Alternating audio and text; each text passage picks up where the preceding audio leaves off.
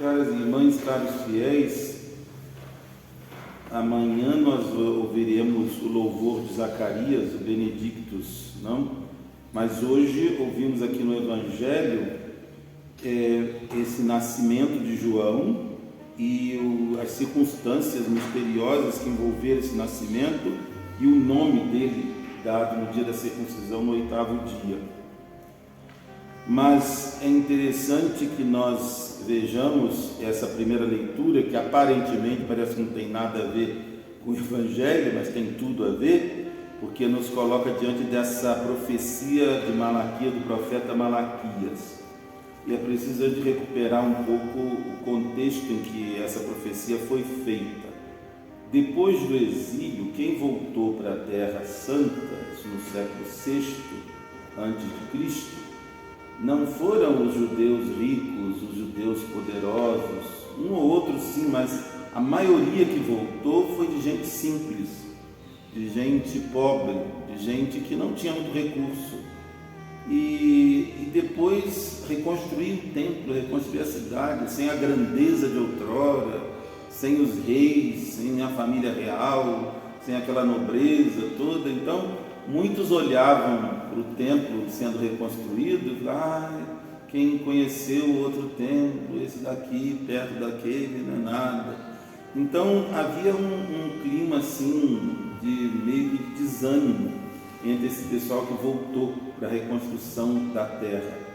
E depois também, a partir daí, muitos casamentos, que a região, o tempo que eles ficaram fora, as décadas que eles ficaram fora dali, muita gente veio morar naquela terra que não era judia, né? Que não era da descendência de Abraão. E depois, quando os judeus voltaram, começaram a haver casamentos mistos. Então, casamentos com pessoas que não eram do povo. E isso para eles era uma coisa assustadora, porque as crianças que eu nasci aí não eram propriamente judias. De modo que tudo isso na cabeça deles era uma confusão muito grande. Né? Dava a impressão que Deus não estava cuidando direito deles. E ao mesmo tempo uma decadência do sacerdócio, uma decadência de tudo no povo. E isso gerava nas pessoas uma sensação, né, de impunidade, de intranquilidade, né, que não havia justiça de Deus, não estava se fazendo. Né? Eles perguntavam, né, o que está acontecendo, o que está sendo assim. A gente pensou que ia ser uma reconstrução toda gloriosa, toda, né, maravilhosa, e não está sendo assim. Então o profeta vive nesse contexto, e ele profetiza, ele diz, o profeta é alguém que fala em nome de Deus, fala que Deus quer falar com o povo. Ele anuncia então um dia, né, do Senhor grande e terrível. E ele diz, como havia tradição em Israel, de que o Messias, quando viesse, seria precedido pelo profeta Elias, porque ninguém viu a morte de Elias. Elias desapareceu, né? E portanto eles diziam: Elias vai voltar, e o sinal de que o Messias está vindo é que Elias vem antes dele, para preparar a vinda dele. Então, eis que eu vos enviarei o profeta Elias, o profeta Malaquias nos disse hoje, antes que venha o dia do Senhor, dia grande e terrível. Então, o coração dos pais há de voltar-se para os filhos, e dos filhos o coração para seus pais, para que eu não intervenha ferindo de maldição a vossa terra. Então o profeta Malaquias, essa profecia dele, né, anuncia um dia em que o Senhor virá, o Senhor vai tomar as rédeas da situação, e ele vai purificar os sacerdotes, ele vai purificar o templo que está sendo reconstruído, e ele vai pronunciar o seu juízo sobre esses maus, sobre aqueles que não estão vivendo como deveriam viver. Mas ele vai fazer preceder-se por um mensageiro, que, como nós falamos, era identificado pelo povo com o profeta Elias. Mas não que Elias viria de novo, não era Elias, mas alguém que tinha a palavra com a força que Elias falava, alguém cuja palavra teria o mesmo efeito que a palavra de Elias outrora. E esse alguém que iria preparar o caminho, purificar o povo dos seus pecados, reconduzir o povo à às tradições dos pais, converter o povo aos desígnios de Deus.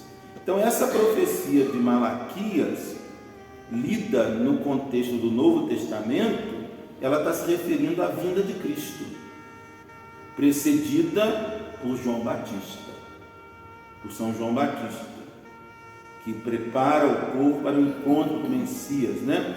O mensageiro da aliança, né? Eis que envia o meu anjo, o anjo da aliança, o mensageiro da aliança. Ele é João Batista. Então no Evangelho nós ouvimos o nascimento desse mensageiro da aliança, desse anjo da aliança, que é João Batista.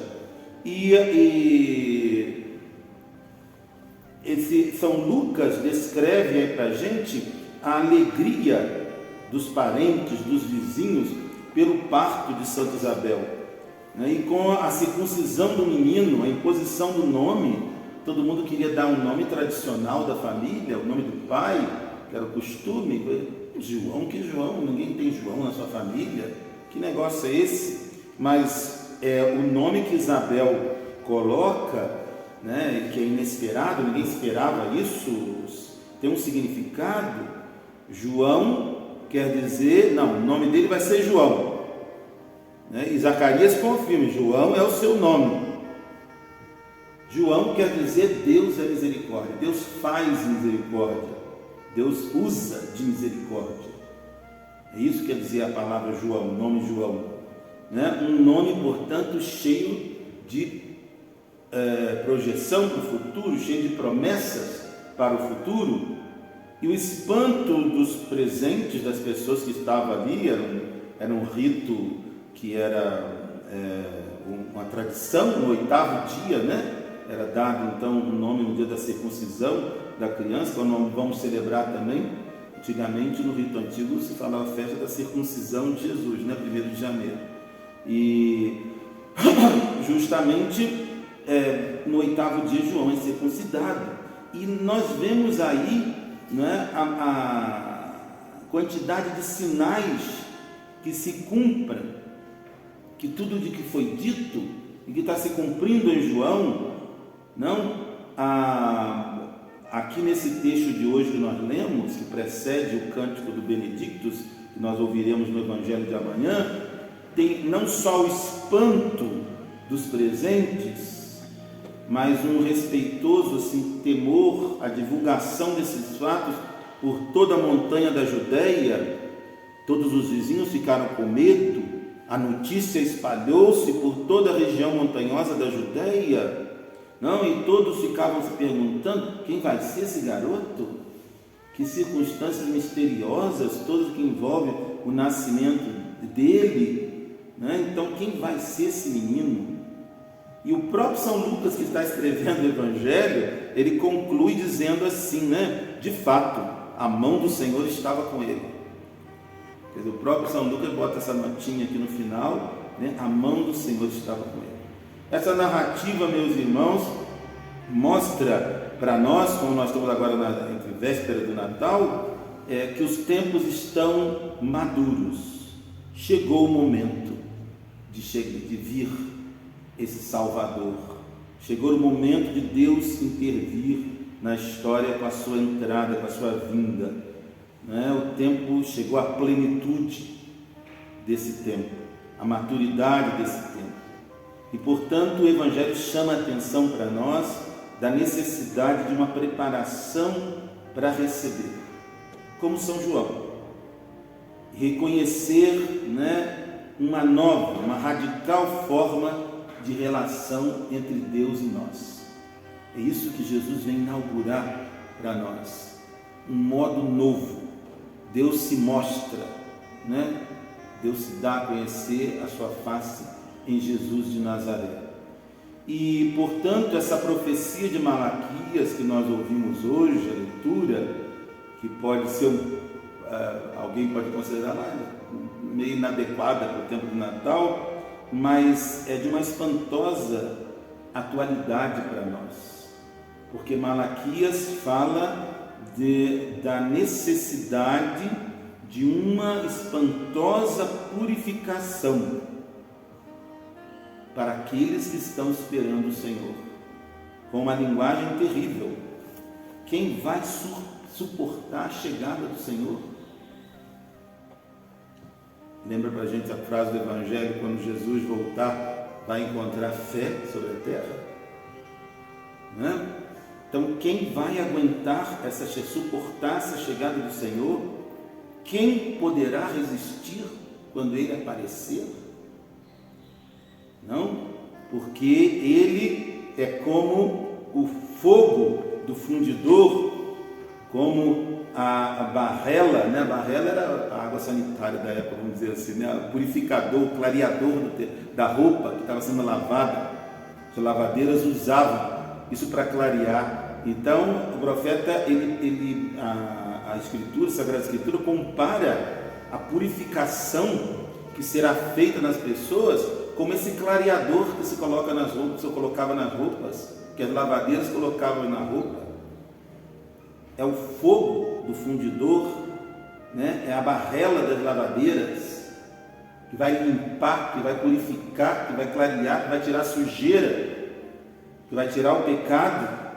Ele se sentará como fundidor e purificador, purificará os filhos de Levi, quer dizer, os sacerdotes, a tribo sacerdotal, e os refinará como se refinam o ouro e a prata, para ficar só quem é bom, só o que é bom, toda sujeira sair. Mas pensando bem, nós damos conta, meus irmãos, de que essa leitura é muito adequada, portanto, para o Natal, porque nós precisamos realmente de uma boa purificação para acolhermos o Senhor. Jesus não é o menino Jesus do presépio que nós colocamos, vamos colocar ali, e assim está ali, pedindo o menino Jesus, né? Já há 2 dias, esperando o menino Jesus, e não é um boneco para a gente brincar. Né? Jesus não é uma mera imagenzinha bonitinha, piedosa, que a gente vai admirar, que a gente vai ficar emocionado diante dela. É para nos lembrar quem Ele é, esse Deus Todo-Poderoso, nosso Rei, que nós proclamamos com essas antífonas do ó durante toda essa semana. É essa criança, mas Ele é o purificador, Ele é o juiz, Ele vai nos purificar, né? E portanto, Ele é o Filho de Deus, que nós temos que receber com sentimentos de adoração.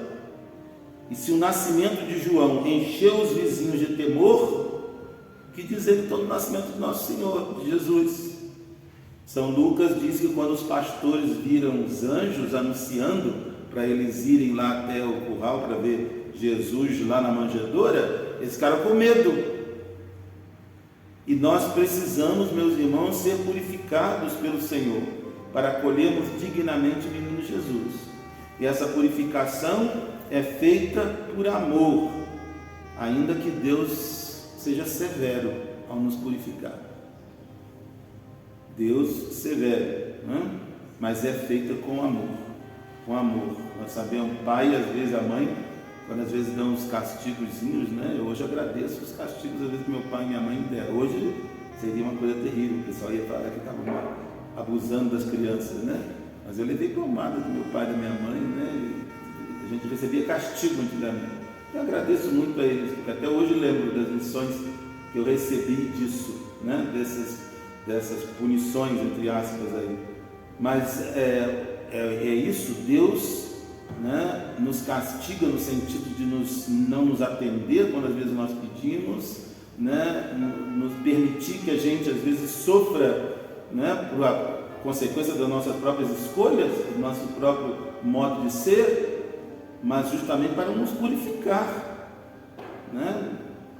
Não porque Deus é mau, não porque Deus é sádico, quer nos fazer sofrer, né? Não castigar nesse sentido, não, mas é para justamente nos privando, às vezes naquele momento, de algo, para que nós possamos dar mais valor ainda àquilo do qual nós estamos sendo privados.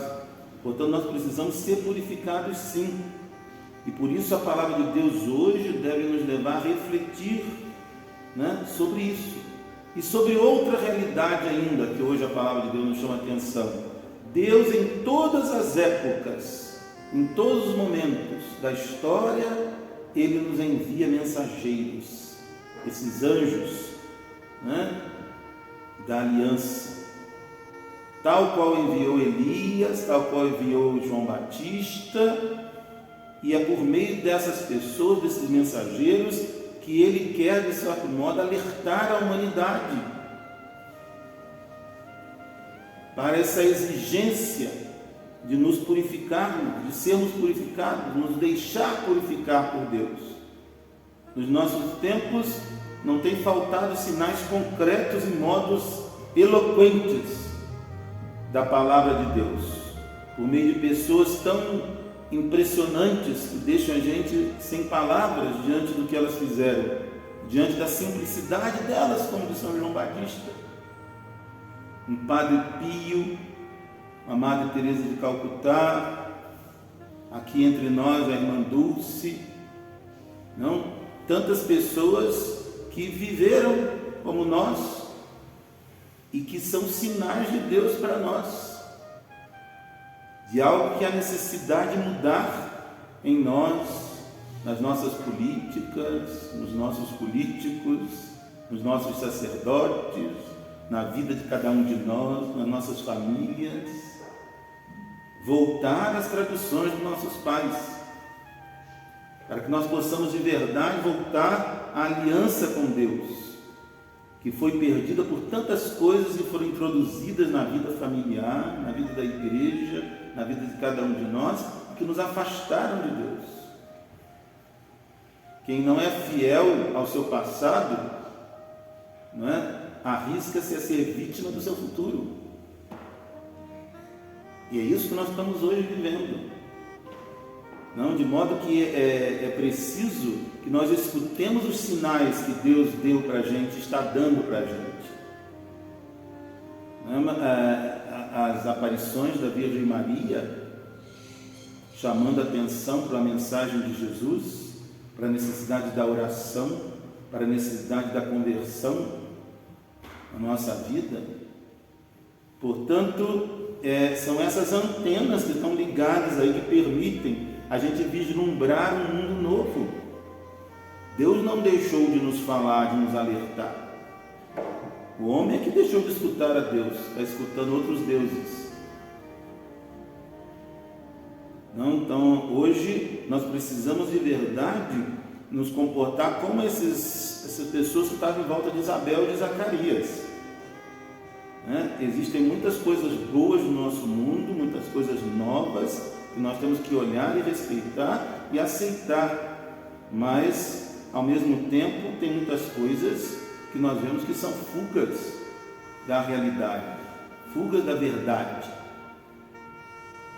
E a misericórdia de Deus, que Deus mostrou em São João, que Deus mostrou em tanta gente, que Ele nos enviou e nos envia, só se faz na verdade, não se faz sem a verdade.